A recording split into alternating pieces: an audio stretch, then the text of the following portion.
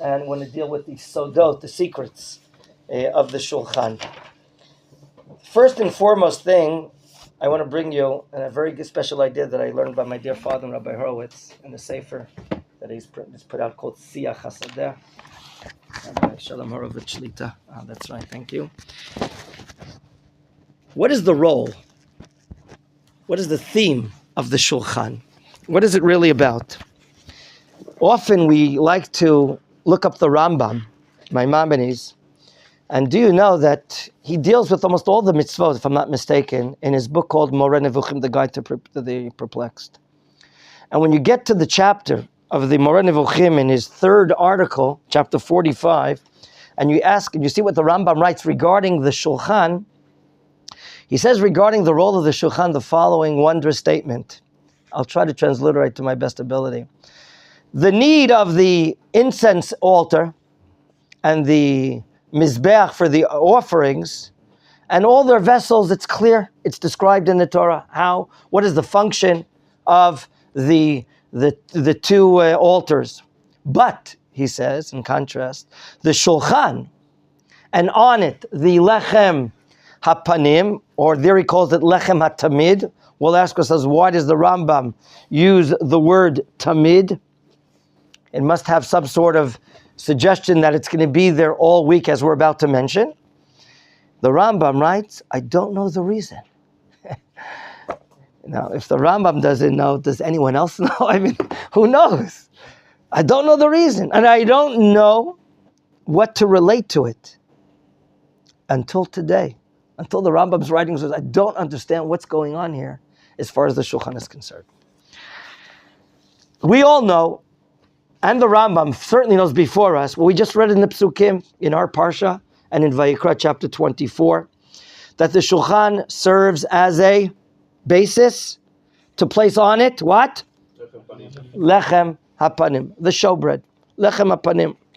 That's clear from the Chumash, from our source and the source in Vayikra 24. What is the surprise or the wonder that the Rambam has? Apparently, serving God.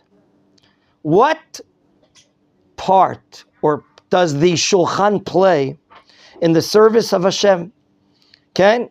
Certainly these breads are not brought, you said in Olah, they're not brought like a burnt offering. Are they placed on the altar? No, they're not. Do some of you know there are certain offerings that are called wave offerings, not high, but wave, molich umevi, ma'aleh umarid.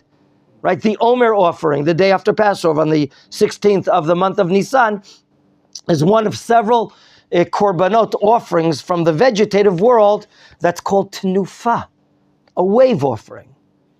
Are these breads waved like other offerings are from the grain? They're not.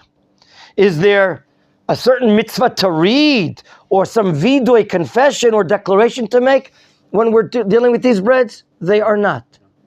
So, the wonder we're sharing, like the Rambam, what's going on here? What is the role and what is the secret of the Shulchan? Rationale tells us the following, that, and we mentioned it briefly yesterday, that we're talking here about something that's symbolic of the king of the world. The Shulchan is representing God's table, the Melech of the world. There's gold here, there's crowns here, obviously representing royalty, the Malchut of God. Now, if this is the table of God, symbolic of God's table, it would only be appropriate that this table have on it trays of bread all the time. I don't know if you noticed in some of the bakeries here in Israel, they often take out these wagons on wheels with trays from the bottom to the top with the new fresh based pastries baked on it, and you can get the most fresh stuff right away from the trays. Have you seen it ever before? Yeah? That's a good bakery, right? You get the freshest stuff right away at the entrance. So it would be honor to God's table that it would never be empty. It would never be without on its trays bread, not even for one moment. It shouldn't be a description of lacking this abundance. What's the Hebrew word for abundance? 3-letter word, shefa. From the word lashpia, to influence, lashpia. Okay? Wow, when our kids come over and they start cooking up, putting up so many salads on the table for Shabbos, my kids act as if they're Sfaradim. We want shefa, we want 10 salads, 12 salads, right? Like the Sfaradim do a lot, right? On their tables. Shefa, with affluence, with abundance, yes? It would only be proper that on God's table, that always, 24/7, not 6, 24/7, will there be breads on this table. Do all 12 breads have to be on there all week? That's what we're going to discuss right now. It would only be proper from a human rationale understanding if this is God's table. On the other hand, God's table?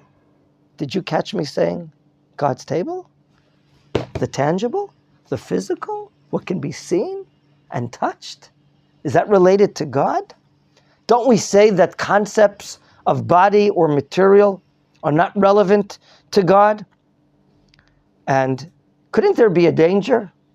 The Mefarshim bring in, my father writes this, that if you're going to talk about God's table and putting bread on these tables, couldn't it bring to a major error in theology and thinking of spirituality, that you're now maybe comparing yourself to the idolaters, that they would be using physical and tangible matters to be serving their idolatry by using breads and other things? We see it in Christian thought and in action even until today, and so on and so forth. This is the inheritance of idolatry, of avodah zarah, certainly in earlier times and even until today. So how do we get around this? On the one hand, you're saying it's logical that there should be shefa, affluence. The bread should be on the table 24. But on the other hand, aren't we facing a major challenge here in our belief in God? Talking about a table representing God and having bread on it? The bread's for the kohanim. Okay, beautiful. Therefore, midei Shabbat b'Shabbato, each and every Shabbat. Okay, well, Yossi read the repetition. B'yom HaShabbat, B'yom HaShabbat. Each and every Shabbat, these breads are going to be eaten by our men working on the mountain. What are they called? The Kohanim. The Kohanim that are doing their mishmeret, their guard duty, their shift is the proper word. They're going to be eating it. Which one? The shift that's just finishing today on Shabbat. And the shift, as the Talmud explains in Masechet Menachot, the shift that has just arrived prior to Shabbat. As the Talmud explains, the breads are taken off. Okay? As the breads are taken off, not the minute, and certainly not the hour, but the same exact second. This was an amazing art of work. As the breads are taken off, the breads, the new breads, freshly baked when? On Shabbat, Friday. On Yom Shishi. Yeah. Are going to be put on the table. Exactly. There's not going to be an empty second that the shulchan does not have its breads. 1 second, sir. And that, meaning the breads will be eaten. And by doing so, now we see the word tamid in verse 30. You want to look at it again. It says in verse 30 of the section we just read before in Shemot, in our section, not in Vayikra. I don't know who read the last pasuk. Who was the one that read the last pasuk? Was it Hirsch? No. It was you? V'natata, right. It says, V'natata ala shulchan, lechem panim. Now what's the last two words? Lifnai tamid. Lifanai tamid. What is the word tamid coming to teach us? That the shulchan must have Bread. all the time. Even when you're taking off the breads, they must be on it. So we're going to stop here for a short question, yes? Am I correct to understand the Kohanim were eating week-old bread? What a question. You deserve a pat on the back. Yes. That'd be like a cracker. Okay, excellent question. We're going to ask ourselves, is the lechem matzah or chametz? Is this lechem or matzah, is it fresh or is it rotting out? We're going to get to that point right now. The main role of the shulchan, therefore, from an actual point of understanding, is that the shulchan is a serving element, a kli, a vessel, that's maintaining these 12 showbreads on 2 columns, on 2 rows, where each row, we said, will have how many breads? 6, sheish, on each side. These breads stood on this table for how many days? For how many days were on the table? 7 days. 7 days. From Shabbat until Shabbat. Do you understand what's happening here? They're on the table 7 days. Now, in order to prevent that these breads do not stench, and in order to prevent that they don't just be crummy and go into crumbs, because each bread is stacking on the lower ends, on the 2 pillars here, on the 2 columns, there was a type of situation where each one did not touch the other. There was a gap of about a tefach or more, that the breads are not touching one another, because if they would be touching one another, according to the laws of simple nature, then they would certainly go bad and cause mildew and so on and so forth. Rather, there's a very intricate system here where there's a gap in between one and the other. Furthermore, what I want to share with you, the lechem apanim, like we said, had 2 kapot, you read, which we called in a different place bezichim. Each bazich in each kli, each vessel that we showed before, contained which incense did we say? Levona, the frankincense. And as Chazal said, each one had what we call is a kometz. Just a little kometz. And what's called in English? Handful. Not a palmful. It's called a kometz. That's the special work of the Kohanim, especially on Yom Kippur. Now, the levona is a type of spice that it's one of the 11, as we said before, the 11 spices of the Ketoret, and it has to be burnt. In other words, when we're going to take this frankincense, this levona, and burn it on as an Ishel Hashem, we saw that in the Psukim as well. It'll be a fire for God. Where did we see it? In verse 7 in the book of Vayikra, we saw, it says that it'll be for the lechem and azkara. It'll be a reminder, a remembrance. The bread will be now a remembrance before God by taking what? By taking this bazich, this kli, this kaf, this large spoon, and we're going to take the spice, the frankincense, and put it on which mizbech?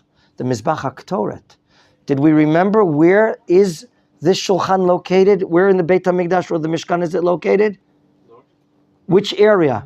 The Chatzer, the courtyard, the Kodesh, or the Kodesh HaKodeshim? We learned it's inside the Kodesh. And now, by pouring or putting this incense on the Mizbeach, on the altar of the Ketur, the incense offering, this bread becomes, as you read the Pasuk, Kodesh Kodeshim. The breads become specially holy. First, the frankincense is put on the Mizbach HaKtoret. And now the bread is elevated before God to a level of Kodesh HaKodeshim. These breads that are removed by the Kohanim on Shabbat day, they were not burnt. They were not placed on the Mizbech. Okay? The Levona is on Shabbat put on the Mizbech. I made a mistake. It's not the Mizbach HaKtoret. I'm sorry. It's the Mizbech Olah, the copper one that's outside upon which we bring the animal offerings. And now, once the Levona is burnt, it's allocation time. Ding-a-ling-a-ling-a-ling. All the Kohanim gather together. The shift that's going out, the shift that's coming in, and we now divide how many breads? 12 breads among so many Kohanim. And they're going to have to eat it there, in a holy place. Not necessarily when we have a Beit HaMikdash in the Kodesh, and not in the immediate area outside, but anywhere that's called the courtyard of the Beit HaMikdash or the courtyard of the Mishkan, but not outside. Not outside the Mishkan area or the Temple Mount area. The burning of the frankincense distributed a wonderful scent in the area. And maybe this scent is goodness. Some of the commentators, like the Netziv Volozhin, comment and say that the burning of this frankincense is coming to hint to us that we have to be dealing with kindness. Gemilut, we talked about that yesterday. A Jew, he has to make an effort to get parnasa. A Jew has to work, has to be employed to supply himself and, as God willing, his family, to produce his lechem. Lechem is the parnasa. Lechem is not just a staple product eaten in every culture, but it's a general word for parnasa, for livelihood. And therefore, it's not enough just to make efforts for parnasa, but the burning of the levona is telling us goodness, kindness. We have to be aware that we cannot be to ourselves. We cannot just be thinking about ourselves, but we have to give to our neighbors, to our friends, our classmates, our students, our teachers, and so on and so forth. Just like the spreading of the scent, so too do we have to spread out our good actions. Gentlemen, V'hayta lechem, the Torah said, and the lechem shall be. From there, the Gemara explains that if you don't have levona on the table, then the breads are invalid. It's not a one-time deal that the breads are there, but you don't have levona, it's good. No. The levona, the frankincense, has to be there as well. What is it showing us? That a Jew that's making his efforts on behalf of his what? Of his parnasa, it's not going to be a good parnasa if he's not going to be doing chesed with his fellow Jew. Our lives are to be klali, to be active and involved in Klal Yisrael. Now, let's get to the matters of the tribes of Israel. You said to me, how many are in each column? How many breads? A sum total of 12 breads. Obviously, as some of you said, representing the tribes of Israel. Each tribe is equal. There's an exact equal quantity or volume of fine flour called in Hebrew solet. Solet.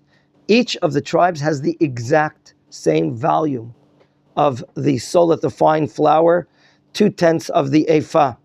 And so too, the form or the image of the breads, they're all equal or exacting. They're even folded up, so nothing is outside the frame of the measurements of the matter. The breads are baked, we learned. And when the breads are baked, afiyah, it's done, of course, on Yom Shishi. The Torah does not permit that the melacha of Shabbat, called baking, like cooking, is going to set aside the Shabbat, and therefore it's done already the day before. The day before. Let's get to the question that you asked, the stale bread that you don't want to eat, of course. And what about rain, too? Like, what if it rains? It's the cloud that covers. Who's going to answer the question? Where do we say the shulchan is? It's in In the Kodesh. The Kodesh is roofed. The Kodesh is roofed. Only the courtyard outside is not roofed. Was there a cloud that surrounded the... Yes, good. We see the miracles that happen, chapter 5 of Pirkei Avot. We'll read that at another time. Okay. The fact that the breads had to be eaten by the Kohanim on Shabbat maybe connects us to this inner treasure of the skula, of what Shabbat is about. We know Shabbat is not just holy, but Shabbat is the source of blessing. People think, well, I can't take off on Shabbat, I must work, I have to get revenues, I must increase my income. On the contrary, the more we keep the Kedusha of Shabbat, Shabbat keeps us, Shabbat maintains us. So many Jews, my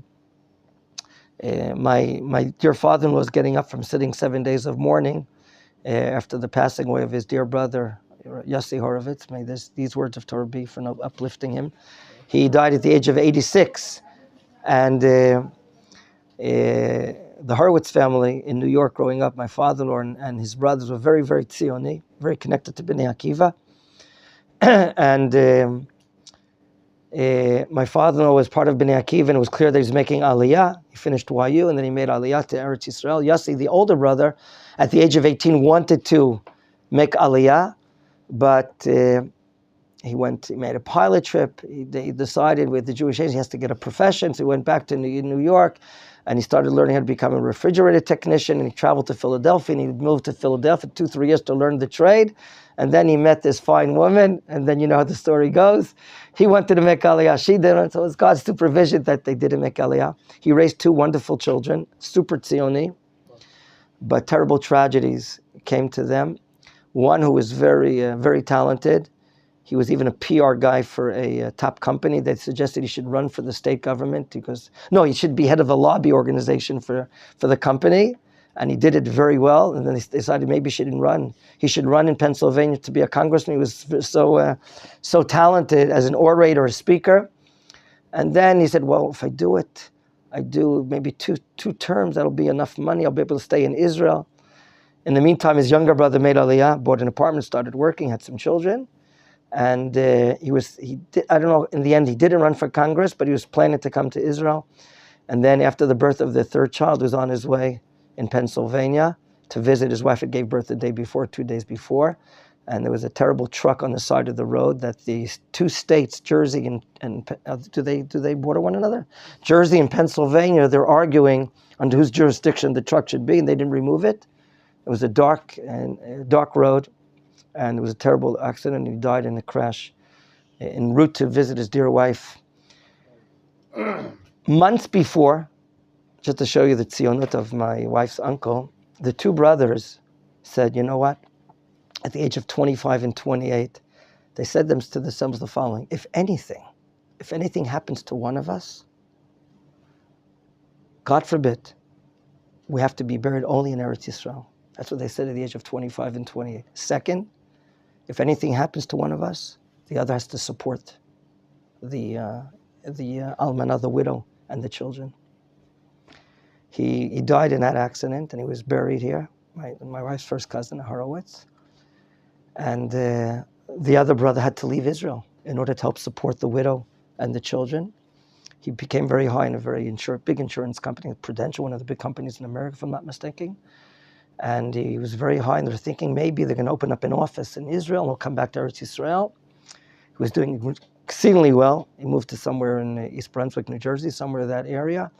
And he was a very big donator coming to Eretz Yisrael, sending his kids to schools here, and so on and so forth. And in a freaky accident, a Shabbos before Rosh Hashanah, this is almost 10 years ago in New Jersey, the woman claims she lost control of her car because of the dog going wild inside the car. My wife's cousin Ari and his wife Sari were on the sidewalk coming out of the synagogue. She lost control, one on top of the sidewalk, and they were killed. So my wife's uncle, he lost his 2 sons, he was bereaved of his 2 sons in 2 terrible auto crashes. They too, in this can't even imagine the funeral we had there in Petach Tikva 10 years ago for a husband and wife that were killed. And why am I mentioning it now? He wanted to come. And when he was a youngster, he had jobs, but they wanted him to work on Shabbos. And he said, nothing doing. So he lost jobs every few months. Every employer then in the 1960s, they wanted you to work on Shabbos. He knew that the bracha is going to be on Shabbat. If I don't work, there's going to be a bracha. And that's the wonderful bracha. So Shabbat is going to give us a bracha. And therefore, God wants these Kohanim to be eating the foods there, dafka, on Shabbat. I want to end the shore about talking about one of the miracles. Maybe we'll mention more tomorrow because the time is going a little late. The breads miraculously remained fresh. Not only fresh, but also warm. In fact, the Talmud tells about the famous stories that when people would come and make Aliyah L'Regel on the pilgrimages on Pesach, Shavuot, and Sukkot, they would take the tourists, the people coming up, they would stand at the entrance to the Kodesh, and they would pick up, because of the Badim, they would pick up the Shulchan of Lechem HaPanim, and you see it? Do you see the Shulchan Lechem HaPanim? Here are the breads on it. Just as we remove them, so too do we organize them, meaning on a Shabbat. It was meant to be that the breads were as fresh for entire 7 days, but 8 days. They were fresh like they were put on their 8 days, but they were baked on Yom Shishi. Shabbat afterwards is 8 days afterwards. What happens if it was a Yom Tov in Shabbat? It could be 9 days or 10 days. That's one of the miracles. We'll talk more tomorrow, B'ezrat Hashem, about other miracles of the Shulchan. That is the Shulchan of Melech Olam, the King of the world. Have a great day today, gentlemen. Shalom Kol Tov. Shakach. We're happy that Rabbi